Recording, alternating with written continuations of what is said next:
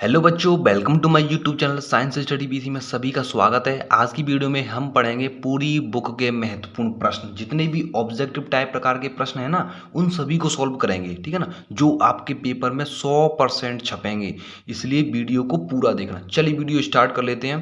पहला क्वेश्चन है Fe2O3 plus 2Al arrow Al2O3 plus 2Fe ऊपर दी गई अभिक्रिया किस प्रकार की, ये बताना है आपको। संयोजन अभिक्रिया है, विस्थापन द्विविस्थापन अभिक्रिया है, वियोजन अभिक्रिया है या विस्थापन अभिक्रिया है। तो इसका जो करेक्ट आंसर है वो है विस्थापन अभिक्रिया। ठीक है ना, इसका आंसर क्या हो जाएगा, डी।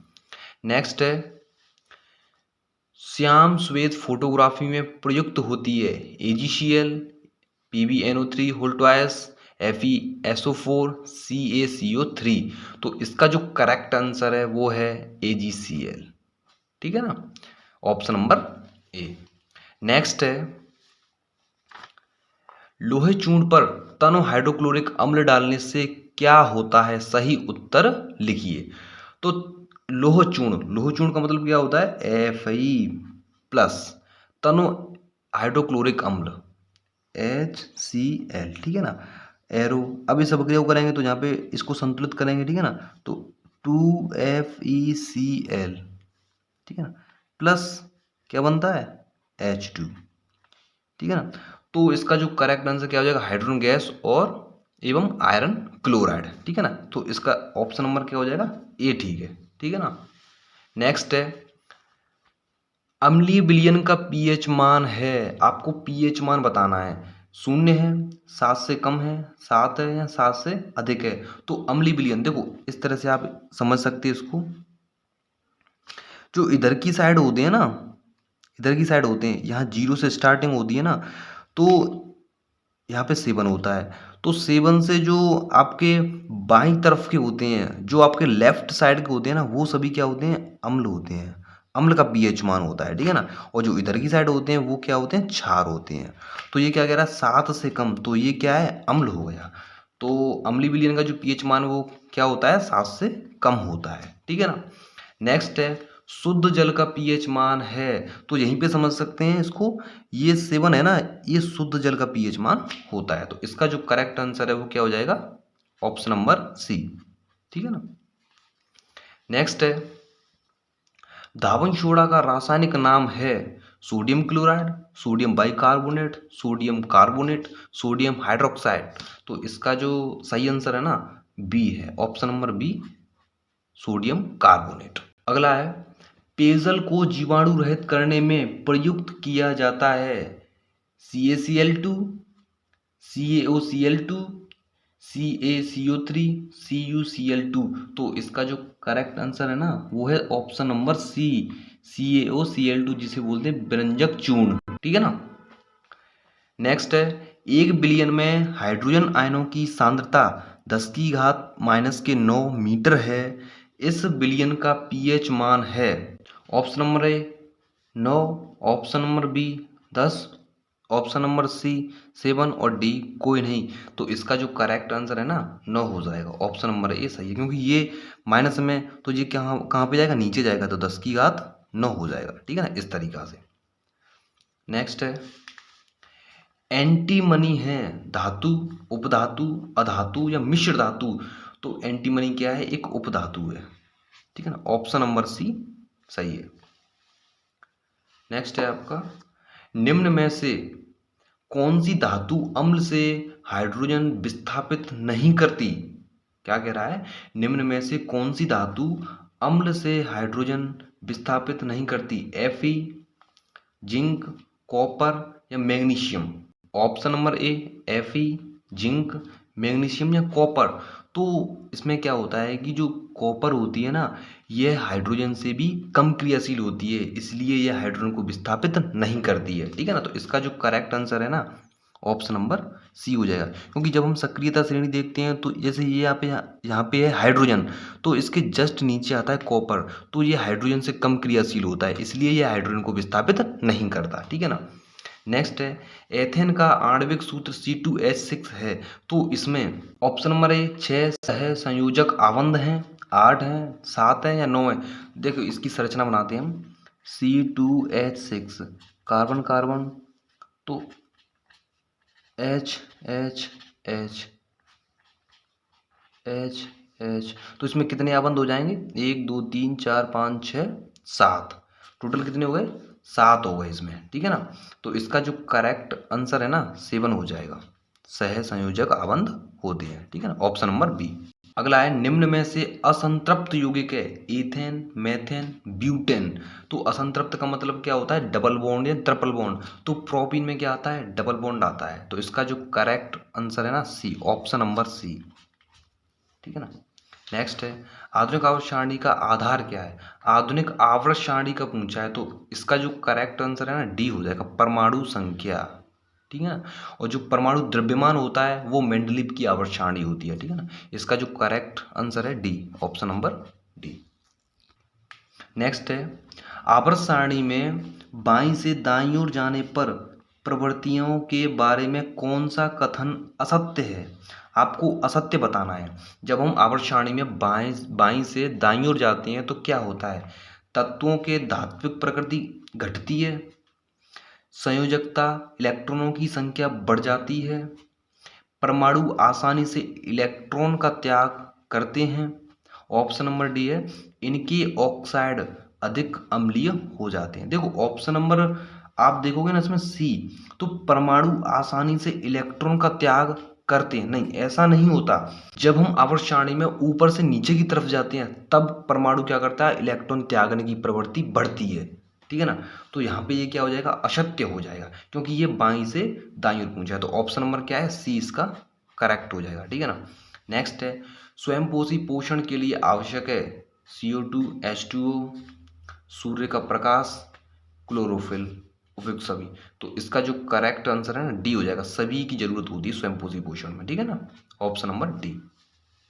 नेक्स्ट है पादपों में जाइलम उत्तरदायी होता है, एक होता है जाइलम और एक होता है फ्लोएम। तो जाइलम का पूछा है तो ये क्या करता है? जल का वहन करता है, ठीक है ना, जल को पौधे के विभिन्न भागों तक पहुंचाने का कार्य करता है जाइलम।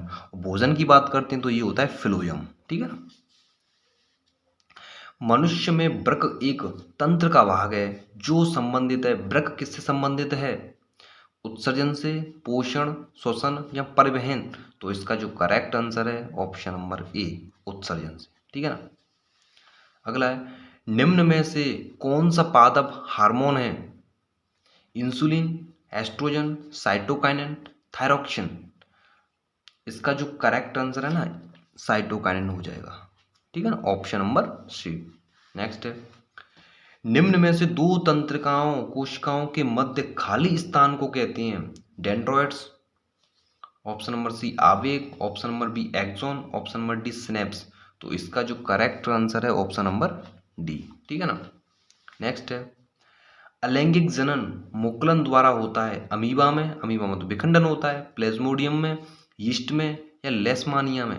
तो इसका जो करेक्ट आंसर है ना यीस्ट में होता है मुकुलन, ऑप्शन नंबर बी सही है। नेक्स्ट है परागकोश में होते हैं बाह्यदल, अंडक, अंडाशय या परागकण। तो इसका जो करेक्ट आंसर है ना ऑप्शन नंबर डी, परागकोश में परागकण होते हैं, ठीक है ना। नेक्स्ट है निम्न में कौन सा मानव में मादा जनन तंत्र का भाग नहीं है? मादा जनन तंत्र का भाग नहीं है, अंडाशय होता है, गर्भाशय है, डिंबवाहिनी है, शुक्रवाहिनी नहीं है, ठीक है, शुक्रवाहिनी नहीं, ऑप्शन नंबर सी इसका करेक्ट है। नेक्स्ट है मेंडल ने अपना प्रयोग निम्न में से किस पौधे पर किया था? पपीता, आलू, मटर या अंगूर। तो सभी को मालूम है जो मेंडल ने अपने प्रयोग किए थे वो मटर के पौधे पर किए थे, ऑप्शन नंबर सी करेक्ट है।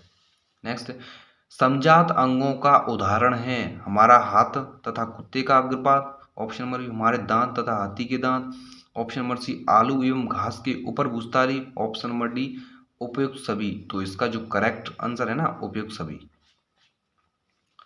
नेक्स्ट है विकास के दृष्टिकोण से मानव से सबसे निकटवर्ती है? बंदर, खरगोश, चमगादड़ या चिंपैंजी। तो इसका करेक्ट आंसर है ऑप्शन नंबर डी, चिंपैंजी। एक उत्तल दर्पण की फोकस दूरी 10 सेंटीमीटर है, तो दर्पण की वक्रता त्रिज्या, हमेशा जो वक्रता त्रिज्या होती है ना फोकस की डबल होती है, दुगनी होती है। तो इसका जो करेक्ट आंसर है ना 20 सेंटीमीटर हो जाएगा, ये आपको ध्यान रखना है, ठीक है ना।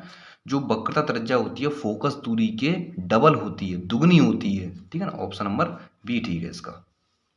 नेक्स्ट है, किसी बिंब का अवतल दर्पण द्वारा बना प्रतिबिंब आभासी, सीधा तथा बिंब से बड़ा पाया गया वस्तु की स्थिति कहाँ होनी चाहिए? ऑप्शन नंबर ए वक्रता केंद्र पर, बी मुख्य फोकस तथा वक्रता केंद्र के बीच, सी है वक्रता केंद्र से परे, और डी है दर्पण के ध्रुव तथा मुख्य फोकस के बीच। जब हम किसी वस्तु को दर्पण के ध्रुव तथा मुख्य फोकस के बीच में रखते हैं तो बनने वाला जो प्रतिबिंब है आभासी, सीधा और बिंब से बड़ा होता है, ठीक है ना। तो इसका ऑप्शन कौन सा सही हो जाएगा? ऑप्शन नंबर डी, ठीक है ना। अब बच्चों हम बात करेंगे अति लघु उत्तरात्मक प्रश्नों के बारे में, ठीक है ना। पहला क्वेश्चन है, मैग्नीशियम रिबन को बाजू में जलाने पर क्या बनता है? तो इसका जो करेक्ट आंसर है ना, श्वेत मैग्नीशियम ऑक्साइड बनता है। क्या बनता है? श्वेत मैग्नीशियम ऑक्साइड बनता है। नेक्स्ट है, जठर रस की पीएच कितनी होती है? ये आपको रटना है, इंपोर्टेंट है ये अब, ठीक है ना। तो जठर रस का जो पीएच मान कितना होता है? 1.2, लगभग 1.2 होता है, इंपोर्टेंट है ये, ठीक है ना। नेक्स्ट है, टमाटर में कौन सा अम्ल पाया जाता है? टमाटर में कौन सा अम्ल पाया जाता है? ऑक्जेलिक अम्ल पाया जाता है। और संतरे की बात करें तो संतरे में कौन सा पाया जाता है? संतरे में पाया जाता है आपका सिट्रिक अम्ल, ठीक है ना। नेक्स्ट है, पीतल मिश्र धातु है, बताना है आपको। पीतल तांबा और जस्ते की मिश्र धातु है। देखो इसको किस तरह से याद कर सकते हैं? पिताजी, ठीक है ना, पिताजी। तो पा से क्या बन गया? पीतल बन गई, ता से तांबा बन गया, और जा से क्या बन गया? जस्ता बन गया, ठीक है ना। इस तरह से आप इसको याद कर सकते हो। नेक्स्ट है, सीएनजी का पूरा नाम लिखिए। सीएनजी का पूरा नाम क्या है? संपीड़ित प्राकृतिक गैस, ये भी आपके लिए आता है, ठीक है ना। नेक्स्ट है, न्यूलैंड्स का अष्टक नियम क्या है? इंपोर्टेंट है जी, पूछ सकता है, ठीक है ना। जब तत्वों को उनको बढ़ते परमाणु द्रव्यमान के आधार पर व्यवस्थित किया जाता है, ठीक है ना, तो प्रत्येक 8वें तत्व के गुण पहले तत्व के गुण से समान होते हैं। जैसे ये एक तत्व हो गया, ठीक है ना, जब हम परमाणुओं को उनको परमाणु द्रव्यमान के आधार पर हमने व्यवस्थित कर दिया, तो व्यवस्थित करने के बाद जो पहला परमाणु होगा ना, इसका द्रव्यमान और 8वां परमाणु होगा, इसका द्रव्यमान या इसके गुण समान पाए जाते हैं, ठीक है ना। ये होता है न्यूलैंड्स का अष्टक सिद्धांत, ठीक है ना। नेक्स्ट है, उत्सर्जन किसे कहते हैं? परिभाषा लिखनी है आपको, इंपोर्टेंट है जी। शरीर से नाइट्रोजन अपशिष्ट पदार्थों को बाहर निकालने की प्रक्रिया को क्या कहते हैं? उत्सर्जन कहते हैं, ठीक है ना। नेक्स्ट है, कोश का विभाजन को प्रेरित करने वाला पादप हार्मोन कौन सा है? पादप हार्मोन बताना है हमें, कौन सा है? साइटोकाइनिन, इंपोर्टेंट है ये भी, ठीक है ना। नेक्स्ट है, मधुमेह रोग जिसे हम डायबिटीज बोलते हैं किस हार्मोन की कमी से होता है? इंसुलिन हार्मोन की कमी से होता है। कौन सा हार्मोन? Insulin hormone.